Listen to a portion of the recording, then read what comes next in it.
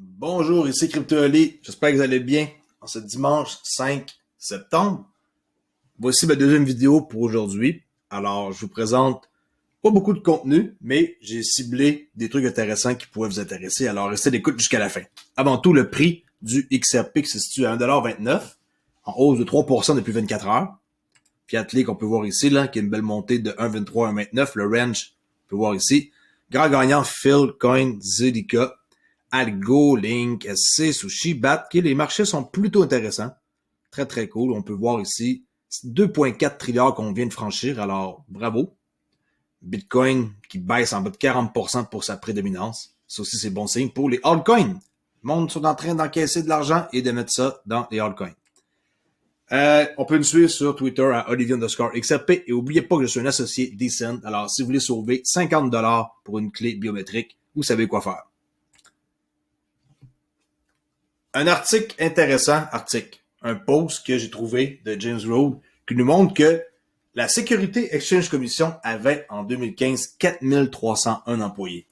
OK? Alors, pourquoi qu'il nous montre ça? On veut savoir que sur 4300 personnes, 301 personnes qui travaillaient, est-ce qu'il y avait des gens qui tradaient du XRP, par exemple? Il n'est pas de faire croire qu'il y a personne qui détenait du XRP. Alors, c'est pour ça que, avec la nouvelle de ce matin que vous avez vu dans ma vidéo numéro 1, que ça laisse croire que c'est une des raisons pourquoi que la SEC ne veut pas produire le document de ses employés qui démontrent qu'ils tradaient du XRP. Désolé, j'ai été interrompu. Alors, comme je disais, 4301 employés, c'est beaucoup de monde. Alors, c'est sûr et certain qu'il y en a là-dedans qui ont sûrement tradé du XRP et c'est pour ça qu'ils ne veulent pas remettre les documents. OK? On saute ici sur une nouvelle que j'ai trouvée, Cryptost, excusez-moi, qui dit que le projet d'assurance décentralisé Cover Protocol met la clé sous la porte. Alors, on peut le voir selon la charte, ils sont en train de domper le prix. Si on regarde sur une plus longue période, on voit que c'était 325 et là, ça drop dans les 200$ et tout. Qu'est-ce que c'est ça? C'était un projet d'assurance destiné à la finance décentralisée, la DeFi. Mais maintenant, ils mettent la clé sous la porte. Les conseillers utilisateurs, selon eux, bien entendu, de retirer leurs fonds du protocole jusqu'au temps que, dans le fond, dès que possible, parce qu'après ça, ils pourront plus retirer leur argent.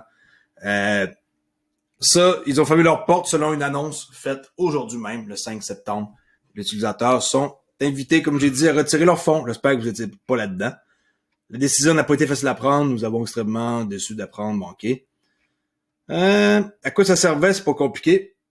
C'était pour permettre aux utilisateurs de se couvrir contre les risques liés aux smart contracts, tels que les bugs ou les attaques. En bloquant des fonds sur Cover en tant que garantie, les utilisateurs recevaient des tokens qui les couvraient au cas où un protocole DeFi dans lequel ils investissaient était victime d'une faille ou d'une attaque.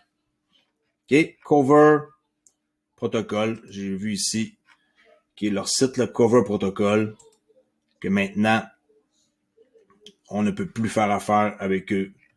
Dommage, ça avait l'air d'être pas pire, mais c'est fini. On voit ici d'ailleurs l'espèce de encadré en orange que ça va faire ils vont faire un shutdown. OK? Le géant financier SBI, qui est le plus gros client de Ripple, n'oubliez jamais ça, M. Kitao au Japon, vise à lancer un fonds cryptographique doté de 5 actifs numériques, nouvelle qui est sortie hier, et ceci va comprendre Bitcoin, Ethereum, XRP, bien sûr, Bitcoin Cash, Litecoin. SBI vise à lancer le fonds d'ici la fin de novembre, okay, dans 2 mois, si tout se passe bien. Asakura, ça c'est le monsieur ici, là, Toyoma Asakura, le président de la filiale SBI de Morningstar Japan, déclare que la société pourrait comme lancer ça rapidement et selon lui, le conglomérat financier pourrait également envisager de lancer un fonds principalement destiné aux investisseurs institutionnels s'il existe une demande suffisante. Moi, je trouve ça une nouvelle bullish pour XRP. Alors, bonne nouvelle. La crypto-monnaie UOS, Gaming, Blockchain, qui est en train de monter vers les 1$ selon une analyse technique d'Ultra. Il y a plusieurs graphiques intéressants là-dedans. On voit par exemple le train déjà parti, on voit, c'est une belle montée. Bravo à ceux qui détiennent du UOS. J'espère que c'est un projet que vous étiez investi parce que ça a bien du bon sens. OK? Fait que UOS vers les 1$. On finit ici avec une nouvelle qui s'appelle RB Smart. J'ai fait quelques petites recherches, je suis pas trop sûr. Je fais vous en parler un peu. Vous continuerez par vous-même pour voir, vérifier les licences et tout. Alors, ils viennent de connaître un 500% d'augmentation, comparé au Bitcoin. Là. Qu'est-ce que ça fait? C'est pas compliqué. C'est de l'arbitrage sur les exchanges. Mais est-ce que c'est sérieux? C'est pas parce que je vois ici que c'est régulé, puis qu'il y a un numéro qu'on peut aller voir ici pour trouver la licence en Estonie que ça l'est. Mais j'ai lu un peu sur Trustpilot quelques mauvais commentaires, alors ça me laisse croire que ça peut être un peu suspect là, pour retirer son argent. Mais allez voir s'il y en a qui veulent approfondir plus et nous informer sur RB Smart, qui connaissent présentement un bon succès pour ceux qui veulent faire d'arbitrage sur les exchanges.